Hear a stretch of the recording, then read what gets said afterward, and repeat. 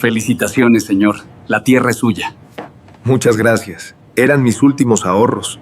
Miren, ahí va el que compró una tierra seca. Ese maestro no va a durar ni un mes en esa tierra. Un maestro pobre compró una tierra que nadie en el pueblo quería. Decían que era inútil, seca, completamente perdida.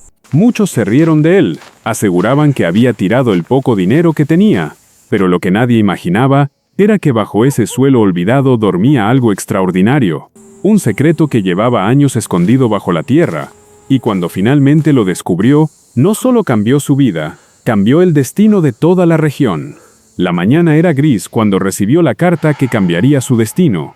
El nuevo dueño del edificio exigía desalojo inmediato. En su pequeño departamento solo quedaban una cama vieja, un estante de libros y una mochila gastada. La vida que había construido con paciencia parecía reducirse a unas pocas pertenencias. Su esposa lo abandonó, y los hijos vivían lejos. El silencio del lugar era más grande que las paredes. Revisó su cuenta de ahorros con una mezcla de cálculo y resignación. No alcanzaba para mucho tiempo ni para grandes decisiones. Entonces recordó un aviso olvidado en el tablón del banco del pueblo. Un terreno barato abandonado señalado por todos como tierra sin valor, y sin saber exactamente por qué, decidió apostar allí todo lo que le quedaba. La sala del banco era pequeña, con 4 sillas de plástico y un ventilador girando lento sobre el techo. Un empleado de corbata floja leía los papeles del remate con una voz monótona. El terreno llevaba más de un año abandonado en la lista de propiedades del banco. 30 hectáreas de campo seco, sin agua, sin luz y sin camino digno. Nadie había venido a ofertar, nadie excepto él. Cuando el empleado mencionó el precio mínimo, levantó la mano sin mirar a los lados. El sello golpeó el documento y el terreno pasó a ser suyo en silencio. Horas después, en el almacén del pueblo, las miradas curiosas no tardaron en aparecer. El dueño del lugar soltó una risa breve al escuchar la noticia. «Ese maestro de ciudad no va a durar ni un mes en esa tierra», dijo delante de todos. El autobús lo dejó al final de un camino polvoriento, donde casi nadie pasaba ya. Ernesto caminó el último tramo, con la mochila al hombro y una bolsa en la mano. El terreno apareció frente a él, como una extensión roja y silenciosa bajo el sol. 4 paredes de cemento sin techo se levantaban en medio del campo abandonado.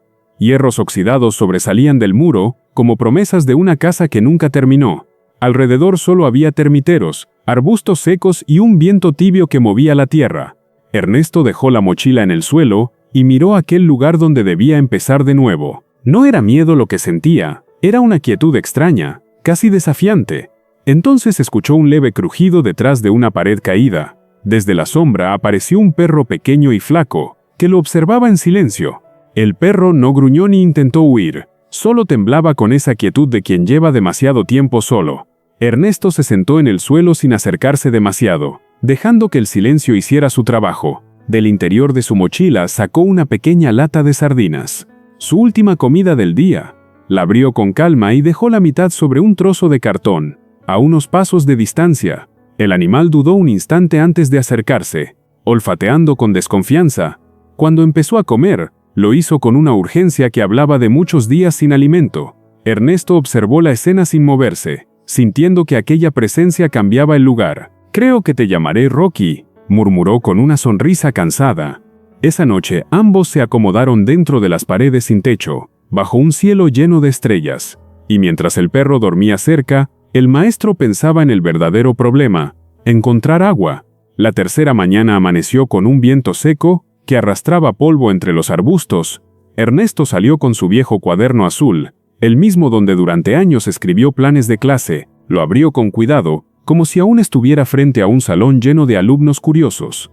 Comenzó a recorrer el terreno paso a paso, observando cada detalle del suelo. Miró dónde el pasto resistía mejor la sequía y dónde la tierra cambiaba de color. Anotó la forma de los termiteros y la inclinación leve del terreno hacia el norte.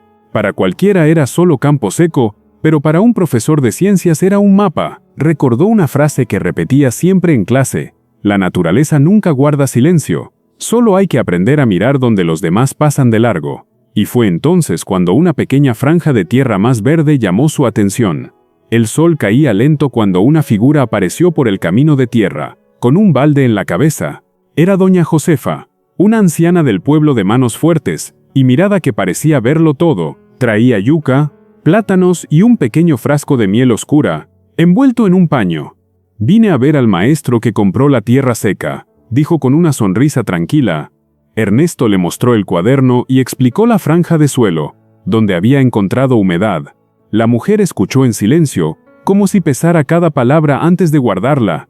Luego miró hacia los 3 árboles, que crecían juntos en la esquina del terreno. «Mi difunto marido buscó agua aquí toda su vida», murmuró con calma. «Decía que el agua estaba escondida en esta tierra, esperando a alguien paciente». Y antes de irse añadió algo más. «Tal vez usted sea quien finalmente la escuche». A la mañana siguiente, Ernesto regresó al punto donde la tierra había revelado humedad. Llevaba un pico prestado por doña Josefa y una pala que compró en el almacén del pueblo. El primer metro de tierra se dio fácil, seco en la superficie pero más oscuro al fondo. El sudor le corría por la frente, mientras el hoyo crecía lentamente bajo el sol. A 1,5 metros apareció un barro frío, que tenía un olor mineral profundo. Ernesto se detuvo un instante, sintiendo que algo empezaba a cambiar allí abajo. Golpeó de nuevo y el metal del pico chocó contra una capa dura de arcilla compacta. Y mientras miraba aquella arcilla sellando el fondo del hoyo, comprendió que podía estar muy cerca del agua. El golpe decisivo llegó a media mañana, cuando el pico volvió a caer sobre la arcilla. Esta vez la capa se dio con un crujido húmedo, que sonó distinto a todo lo anterior. Ernesto se quedó inmóvil, escuchando el silencio que siguió al impacto. No hubo explosión ni chorro violento saliendo del suelo, solo un leve silbido, como un suspiro escapando desde lo profundo de la tierra. Un hilo de agua comenzó a filtrarse lentamente en el fondo del hoyo. Minuto a minuto el nivel subía, claro, frío, con un brillo limpio bajo el sol. Ernesto se sentó en el borde del pozo, incapaz de apartar la mirada. Rocky se acercó curioso, olfateando el borde con las orejas levantadas, y en ese instante, el maestro entendió que lo imposible acababa de ocurrir. La noticia del agua se esparció por el pueblo, con la velocidad de lo improbable. Al principio fueron miradas curiosas y comentarios incrédulos en el almacén, pero pronto algunos vecinos subieron al terreno para ver el pozo con sus propios ojos. Entre ellos apareció don Aurelio, el comerciante que semanas antes se había burlado. Se quedó largo rato mirando el agua subir tranquila desde el fondo de la tierra. No pidió disculpas, pero su silencio tenía el peso de un reconocimiento. Días después llegó a caballo un ganadero de la sierra llamado Leopoldo. Su campo sufría una sequía, que estaba matando al ganado lentamente. «Dicen que usted sabe escuchar la tierra», dijo con seriedad, y así comenzó a correr la historia del maestro, que encontraba agua donde nadie más podía. Con el paso de las semanas, el nombre de Ernesto empezó a escucharse más allá del pueblo. Algunos campesinos llegaban buscando ayuda para encontrar agua en sus tierras secas. El maestro caminaba con su cuaderno, observando el suelo como si leyera un idioma antiguo. Varios pozos comenzaron a aparecer, donde antes solo había polvo y resignación. Pero aquel cambio también llamó la atención de alguien poderoso en la región. Un terrateniente llamado Horacio, dueño de grandes extensiones de campo. Cuando supo del manantial, entendió que ese terreno tenía más valor del que parecía. Pronto aparecieron cercas nuevas, a inmediaciones del camino de acceso a la propiedad. Después llegó un abogado ofreciendo comprar la tierra. El mismo lugar que nadie quería ahora se había convertido en algo que muchos deseaban. Las cercas aparecieron una mañana sin aviso, avanzando unos metros dentro del terreno. Ernesto entendió que la presión apenas estaba comenzando. Fue entonces cuando Isabel, una joven profesora de la escuela del pueblo, decidió ayudarlo. Juntos revisaron el cuaderno donde el maestro había anotado cada detalle del manantial. Isabel sugirió llevar las pruebas a la oficina ambiental de la región. El informe mostraba que el agua alimentaba una microcuenca vital para varios campos. Semanas después llegó la notificación oficial para el terrateniente Horacio. La perforación industrial quedaba suspendida hasta nueva evaluación. Además, las cercas que invadían el terreno debían retirarse en 30 días. Por primera vez, Ernesto sintió que la tierra que había defendido ahora lo defendía a él. Con el tiempo, el terreno dejó de ser el lugar abandonado que todos recordaban. El pozo fue revestido con piedras y el agua corría limpia bajo la luz del sol. Los cultivos comenzaron a crecer donde antes solo había polvo y silencio. Ernesto volvió a hacer lo que mejor sabía hacer: enseñar. Cada semana reunía a los niños del pueblo bajo un viejo árbol para hablar de la tierra.